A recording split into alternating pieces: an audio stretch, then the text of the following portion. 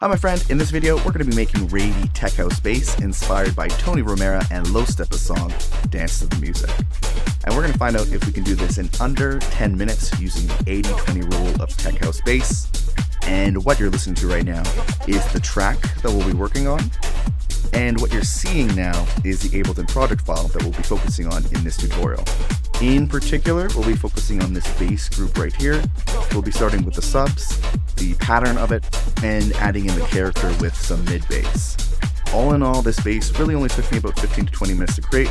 We'll be going over it much faster in this video. And as you can see here, this song has been completely mixed, arranged, mastered, and is ready to go. And all in all, this only took me about 5 hours to complete. If you want help finishing songs faster, just like this, I've made you a free bundle of templates, samples, and special bonuses that I use to completely finish one song per week. Just visit the link that's in the description or on screen now to grab the Ultimate Song Finishing Checklist for free, or the Ultimate Song Finishing Toolkit for free. That said, let's jump into this. Alright. So, when it comes to the bass, usually something that I like to always do is start with a sub track.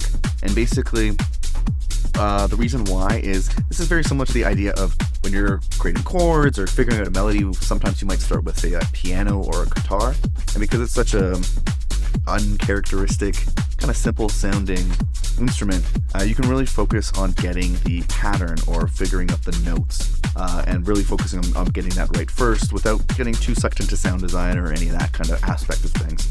So what we're listening to right now is the drums and the sub bass, and we'll start off with the pattern. I'll give you a look at this. So I'm guessing what I figured out here was that the song was in A minor or D minor, and the way you can find this out is using something like Google. Really type in the song name, drop it into Google, and also type in key and BPM. You'll be able to figure it out. But really the main thing I did was, once getting a rough idea of what the key was, the main thing is that I've mapped the S key to the solo button of this track right here, and I've dropped the Dance to the Music extended mix song into Ableton and set up so I can flick between the reference track as well as my track. And so simply just by kind of just jumping back and forth and playing around with different notes, I was able to kind of land on what you see here. And the main thing I was kind of going for is, you can probably tell, is that kind of rolling bass sound. Let's listen to the reference. I feel like the original probably even has less notes. I went for something a little bit more, I guess, technical, because also at this point I want to start off by copying that vibe, but slowly adjust it a bit so that I can eventually have this as my own track that I'll be able to release. In terms of the sound design, what I have is this little Ableton rack that I've set up here.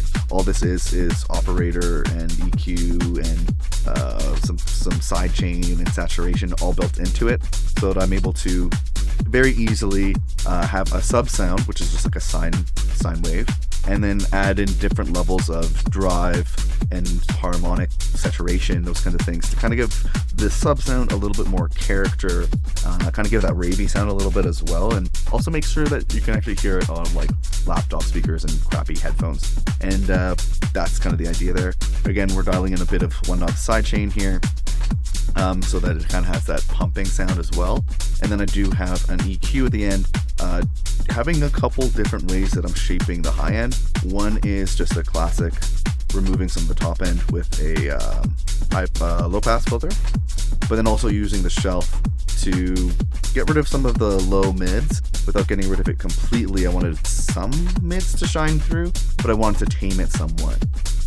And the reason that I usually like to have the subs separate from the rest of the bass sound is so that you can really focus in on making sure that the low end's really tight, making sure that it sounds nice and low and full and beefy and all that kind of stuff, while making room for the upper mids and highs, because then I'll usually have a separate mid track, and we'll go over that next. So what I have here is this separate MIDI track, and in this you'll see that there's absolutely no MIDI being played. And the way that I like to do this, let me actually turn on this bass sound and bring up the volume quite a bit so you can hear it. So yeah, it's a kind of adding that dirty top end, but I've layered it in quite a bit. And so what I've done here is if you set a MIDI track to in like this, where my mouse is, and then you go up to the top and set up all ins, if you select the track that you want it to follow the MIDI notes, in this case it's the subs track. If you click subs, it's gonna take the MIDI here and route it into this track. And what's useful about this is, for one, you don't have to worry about copy and pasting the MIDI over to the other tracks. And in addition to that, if you make a change to, say, the sub track, you won't have to duplicate that work over to your mid bass track. It's just going to automatically pipe in the MIDI track, the MIDI notes into this track. So it's like a nice way to work around that, I would say. So in my particular instance, what I like to do with this is usually have the MIDI pitch device, because sometimes what you might find is that for the sub track, maybe those notes are too low or too high when it's being automatically routed into your mid bass track. So by having something like this, you can see I had to pitch it up 24 semitones for it to make sense for the sound of the mid bass. In terms of the sound of the mid bass, what I'm using is a sampler device where I simply, this guy, Trillion is a cool bass VST, but it's quite a heavy load. So I sampled a different bit of pitches notes from that VST, dropped it into an Ableton sampler here, and that way I'm using a sampled instrument essentially. And for my personal style of music, I really like kind of like that bass guitar sound. Maybe it's because I used to play in bands and stuff like that. For you, you can make it bass guitar sound. If you want your mid bass to be like a signature mid bass to be synth sound or a particular synth or whatever it is, like I would recommend trying to find some kind of signature sound for some of these things. Makes it easier so that when you are building tracks, you just reach for your signature sound. And then also as you're building a fan base, some of these things are going to start to, it's patterns that your listeners will be able to assign to you as an artist. So for me, that's the bass guitar sound. Other than that, I do have a bit of the circuit SMP in terms of the saturation here, bring up the drive a little bit so it adds a bit more of that grit. Very important here when it comes to the mid bass, what you do want to do is you want to roll off a bunch of the lows. So at around 200 hertz, I'm cutting off a bunch of the lows because I want the lows to be mainly coming from that like pure subby sine wave bass sound that we're coming from the sub track here. Other than that, just rolling off a little bit of the highs with a shelf so that it's a bit more of a natural removal of the high end frequencies. Sometimes a low pass filter can be a bit harsh. Then we're running it into a transient designer, which is basically removing some of the attack of the transient, so it sounds a little bit more less harsh, you would say, for each one of the notes, and then also bringing back a bit of the sustain, so it's tightening up the notes as well. Other than that, I have this one knob width plugin, so basically using this to push the mid bass sound a bit more to the side, so it's a bit more of a fuller stereo sound, and also leaving room in the middle for the sub to really come through. Other than that, we are running it through a one knob sidechain, so it's basically just ducking on quarter notes instead of having to route it to the kick, which I just find easier to do. And that really is a look there at the bass. Other than that, we're running it into a group where I just have a K clip on here. It's a clipper plugin.